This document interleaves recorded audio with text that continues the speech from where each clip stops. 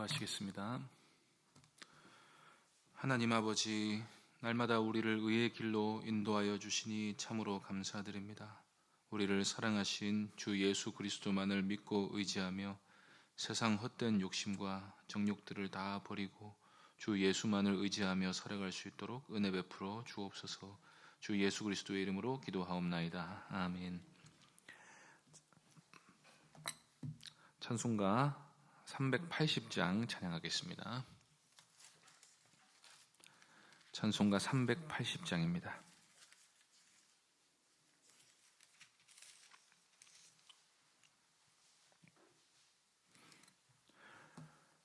(380장) 함께 찬송하겠습니다. 나의 생명 되신 주님 앞에 나아갑니다. 주의 흘린 보혈로 정케 하사 받아 주소서. 날마다 주를 찬송하겠네. 주의 사랑 줄로서 나를 굳게 잡아 매소서. 괴로운 세상 지낼 때 나를 인도하여 주소서. 주를 믿고 나가면 나의 길을 잃지 않겠네. 날마다 주를 찬송하겠네. 주의 사랑 줄로서 나를 굳게 잡아 매소서. 세상 살아갈 때에 주를 더욱 사랑합니다. 밝고 빛난 천국에 나의 영혼 들어가겠네. 날마다 주를 찬송하겠네. 주의 사랑 줄로서 나를 굳게 잡아 소서. 아멘. 하나님 말씀은 요한복음 11장 45절부터 57절까지입니다. 요한복음 11장 45절부터 57절까지입니다. 요한복음 11장 45절부터 57절까지 한 절씩 교독하겠습니다. 마리아에게 와서 예수께서 하신 일을 본 많은 유대인이 그를 믿었으나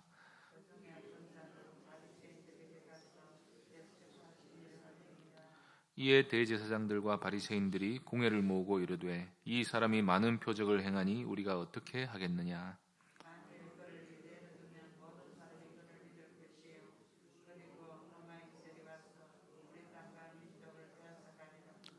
그 중에 한 사람 그 해의 대제사장인 가야바가 그들에게 말하되 너희가 아무것도 알지 못하는도다.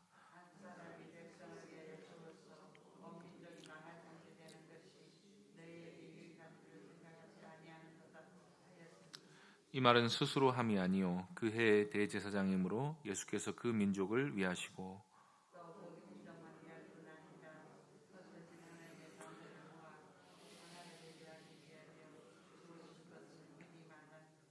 이날부터는 그들이 예수를 죽이려고 모의하니라.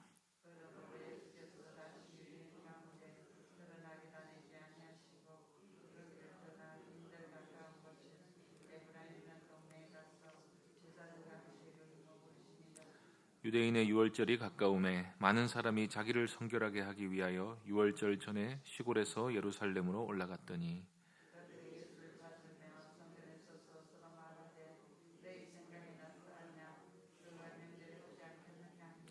읽겠습니다.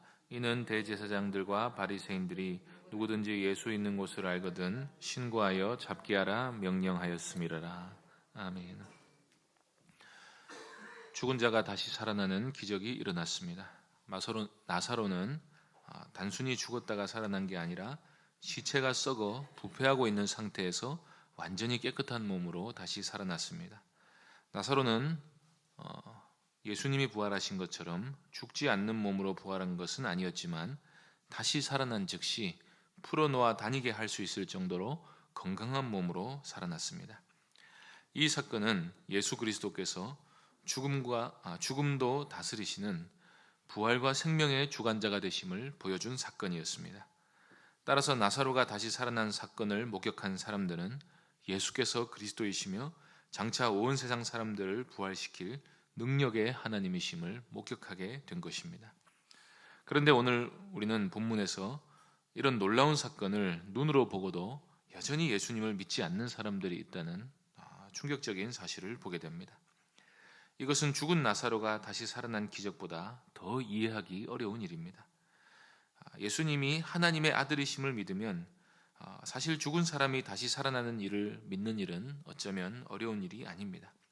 창조주께서 사람 하나 살리시는 게 무슨 대단한 일이겠습니까? 그래서 우리가 예수님을 하나님으로 믿는다면 예수님의 능력은 의심할 필요가 없습니다. 다만 우리는 이 사건을 통해 하나님이 사망의 고통에 매여 있는 우리를 위로하시는 분이라는 사실을 보게 되는 것입니다. 그렇기에 죽은 자가 다시 살아났다 하는 그 사실보다 예수님께서 죽은 사람을 살리는 장면을 보고도 여전히 믿지 않는 자가 있다는 게 더 이해하기 어려운 일입니다. 우리는 여기서 한 가지 성경의 큰 진리 하나를 또다시 확인하게 됩니다. 기적은 사람을 믿게 하지 못합니다. 기적은 사람을 변화시키지 못합니다. 기적은 하나의 증거일 뿐입니다. 아주 중요한 증거이지요. 그러나 사람은 증거가 있다고 해서 다 믿는 것은 아닙니다. 믿지 않으려는 사람은 아무리 많은 증거를 보여주어도 절대로 믿지 않으려 합니다. 마지못해 증거를 인정한다 하더라도 증거를 인정했다는 것이 마음으로 굴복했다는 뜻은 아닙니다. 사람은 아주 복잡한 존재이기 때문에 마음을 굴복시켜 믿게 만드는 일에는 기적을 보는 것보다 더 큰 무언가가 필요합니다. 왜냐하면 특히나 예수 그리스도를 믿는다는 것은 예수님께서 인격이시기 때문에 인격에 대한 신뢰가 일어나야 하는 일이기 때문입니다. 그래서 오늘 본문에서처럼 기적이 일어났다는 사실 자체는 인정하지만 끝까지 믿기를 거부하는 자들이 있음을 우리가 보게 되는 것입니다. 물론 예수님의 사역은 많은 효과를 거두었습니다. 그러나 성경은 정확하게 기적을 본 모든 사람이 다 믿었다고 말하지 않고 45절에 보면 많은 사람이 믿었다고 말하고 있습니다. 그리고 45절 끝에 믿었으나 라고 말하면서 여전히 의심의 눈초리로 예수님을 바라보는 자들이 있었다는 사실을 요한은 아주 객관적으로 보도하고 있습니다. 이때 예수님을 그리스도로 믿지 않는 자들은 그 사실을 바리새인들에게 가서 보고를 했습니다. 이 사람들은 예수를 감시하기 위해 바리새인들이 심어놓은 첩자들이었을 것입니다. 그러자 공회에서 무슨 말들이 오갔습니까? 우리는 이 공회의 구성원들이 누구였는지를 주목할 필요가 있습니다. 47절을 보시겠습니다. 이에 대제사장들과 바리새인들이 공회를 모으고 이르되 이 사람이 많은 표적을 행하니 우리가 어떻게 하겠느냐? 누가 공회를 모았다고 합니까? 대제사장들과 바리새인들입니다. 대제사장들은 사두개인들이고 사두개인들은 바리새인들과 종교적으로나 정치적으로 여야를 구성하고 있는 서로 반대되는 당 조직을 가지고 있었습니다. 특히 이들은 교리적으로 서로 다른 이해를 가지고 있었는데 사두개인들은 부활을 믿지 않았고 바리새인들은 믿었습니다. 그런데 이렇게 서로 다른 두 세력이 예수를 죽이자는 데에는 뜻을 합하고 있는 모습을 보입니다. 부활을 믿지 않는 사두개인들마저도 인정할 수밖에 없는 표적이 일어났습니다. 그런데도 이 두 서로 맞지 않는 당 조직이 이 예수라는 한 인물을 어떻게 처리해야겠냐고 논의하고 있는 것입니다. 그러면 그들이 한 팀이 되어서 한 뜻으로 이렇게까지 예수를 견제하는 이유가 무엇입니까? 48절에서 이렇게 말하고 있습니다. 만일 그를 이대로 두면 모든 사람이 그를 믿을 것이요 그리고 로마인들이 와서 우리 땅과 민족을 빼앗아가리라 하니. 일단 그들은 모든 사람이 예수를 믿을 게 걱정입니다. 사람들이 예수를 믿는 게 뭐가 걱정입니까? 이들은 나중에 예수님을 신성모독죄로 정죄했습니다. 그런데 실상은 사람들이 예수를 믿어서 나 외에 다른 신을 섬기지 말라 하는 계명이 손상되는 게 걱정이 아니었습니다. 오로지 로마인들이 와서 우리 땅과 민족을 빼앗아가리라. 그게 유일한 걱정이었던 것입니다. 당시는 6월절이 가까운 때였고 수십만의 사람들이 예루살렘으로 모일 때였습니다.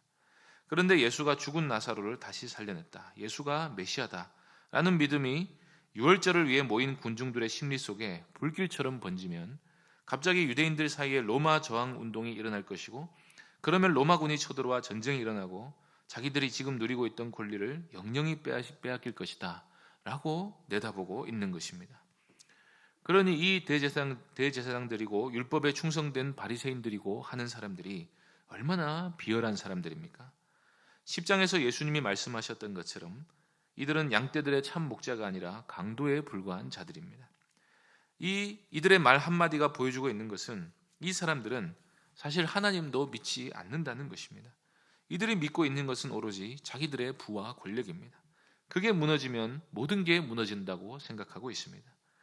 그런데 지금 자기들이 기득권을 유지하고 있는 게 로마와 적당한 거리를 잘 두고 있기 때문이라고 믿고 있습니다.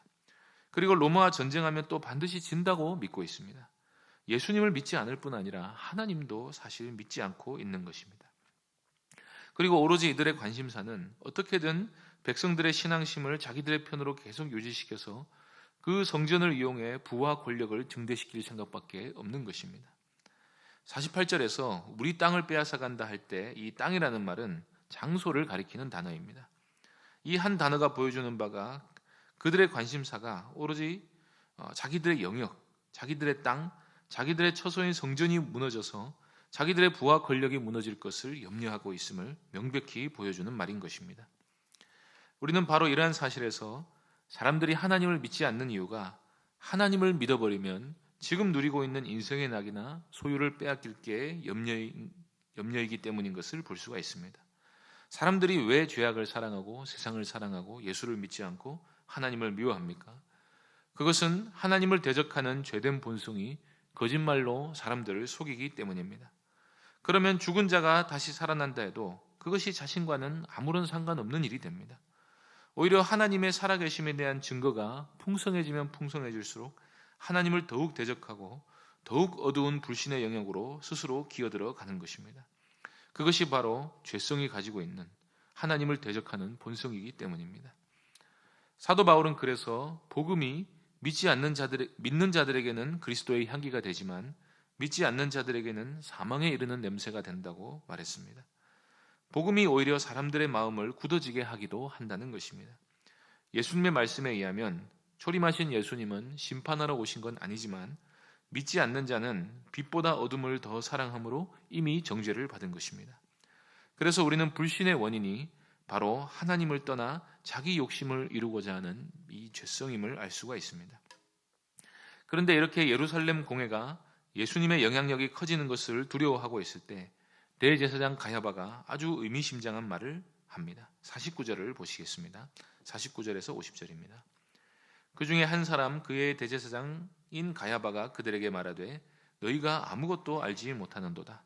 한 사람이 백성을 위하여 죽어서 온 민족이 망하게 되지 않는 것이 너희에게 유익한 줄을 생각하지 아니한도다 하였으니. 가야바의 이 한마디로 공회의 논쟁은 종결이 됐습니다. 가야바의 말은 한마디로 예수를 죽여야 민족이 산다는 말입니다. 그런데 백성을 위하여 죽는다 하는 아주 독특한 표현을 했습니다. 예수가 죄인이면 왜 백성을 위해 죽는 게 되겠습니까? 이 말은 그들도 예수가 죄가 없다는 걸 알고 있다는 뜻입니다. 예수님이 죄가 있었더라면 그들은 아무 거리낌 없이 예수님을 붙잡아 죽였을 것입니다. 그런데 수많은 백성들이 예수님을 메시아로 믿으려고 하고 있고 이 바리새인들도 그래서 예수님을 죽일 아무 명분이 없었습니다. 그래서 가야바가 명분으로 만든 것이 죄가 있건 없건 간에 민족의 이익을 위해서라면 예수가 죽어야 한다는 것이었습니다. 그런데 그게 민족의 이익이 아니지 않습니까? 그들이 지키려고 했던 것은 단지 자기들의 이익일 뿐이었는데 민족에 대한 염려로 포장을 하고 나니 공회에 예수를 죽여야 할 명분이 딱 만들어진 것입니다. 그런데 우리는 사람이 무슨 계획을 할지라도 하나님의 뜻만이 선다는 사실을 압니다. 요셉의 형들이 요셉을 팔 때 그들은 악을 저지른 것이지 요셉을 애굽으로 보내서 총리를 시키려고 노예로 판 것은 아니었습니다. 그런데 하나님은 그들의 악을 선으로 바꾸셨다는 것을 우리가 말씀을 통해 알고 있습니다. 그래서 요한은 대제사장 가야바의 말이 부지 중에 하나님의 크신 계획을 드러낸 것이라고 말합니다. 51절, 52절 보시겠습니다.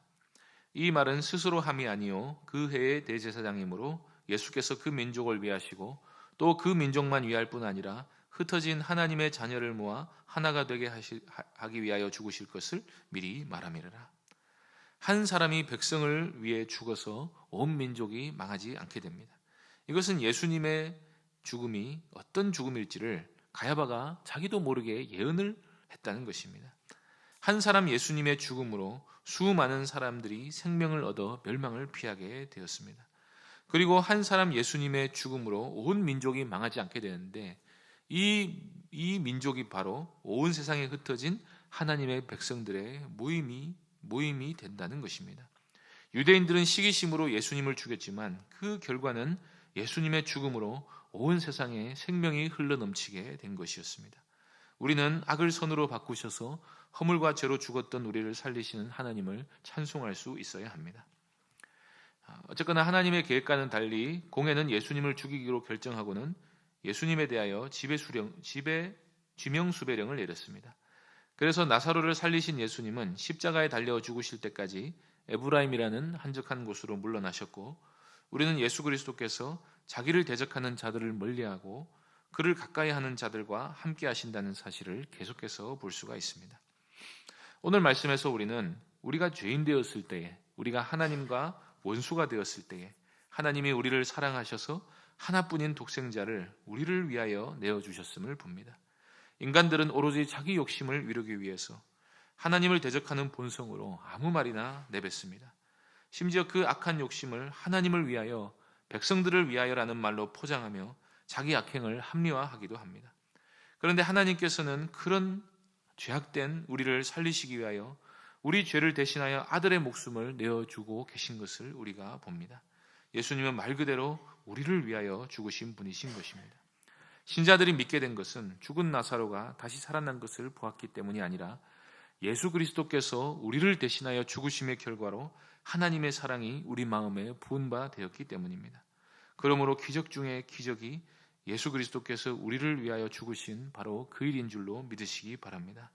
그렇게 어떤 사람을 변화시켜 예수를 믿게 하려면 믿음이 우리의 인생의 어떤 작은 문제를 고친다는 하는 말보다 십자가를 전하는 게 더욱 강력하다는 사실을 잊지 마시기 바랍니다. 왜냐하면 믿음은 증거에 대한 인정이 아니라 인격적인 부딪힘이기 때문입니다. 역설적이지만 그래서 하나님의 사랑이 믿어져야 하나님을 믿을 수가 있게 됩니다. 우리를 구원하셔서 하나님의 사랑을 알게 하신 은혜에 늘 감사하면서 귀하신 주님의 희생을 찬송하며 이 은혜를 전파하며 살아가는 귀한 성도님들 되시기를 바랍니다. 기도하겠습니다. 우리를 위하여 죽으셔서 교회를 만드시고 하나님 나라의 백성으로 우리가 살면서 하나님 나라의 복을 누리게 하시니 참으로 감사합니다. 주 예수 그리스도께서 우리를 위하여 죽으심으로 우리의 생명이 되셨다는 사실을 믿고 늘 감사하며 찬송하며 예수님만을 의지하며 은혜를 전파하며 살아가는 우리가 될 수 있도록 은혜 더하여 주옵소서. 예수님의 이름으로 기도하옵나이다. 아멘. 하늘에 계신 우리 아버지여, 이름이 거룩히 여김을 나라가 임하옵시며 뜻이 하늘에서 이룬 것 같이 땅에서도 이루어지이다. 오늘날 우리에게 일용할 양식을 주옵시고 우리가 우리에게 죄 지은 자를 사하여 준 것 같이 우리 죄를 사하여 주옵시고 우리를 시험에 들게 하지 마옵시고 다만 악에서 구하옵소서. 대개 나라와 권세와 영광이 아버지께 영원히 있사옵나이다. 아멘. 말씀을 기억하며 기도해 주시고 병중의 성도님들을 위해서 오늘 금요기도회 위에 기도해 주시고 개인적으로 기도하시기 바랍니다.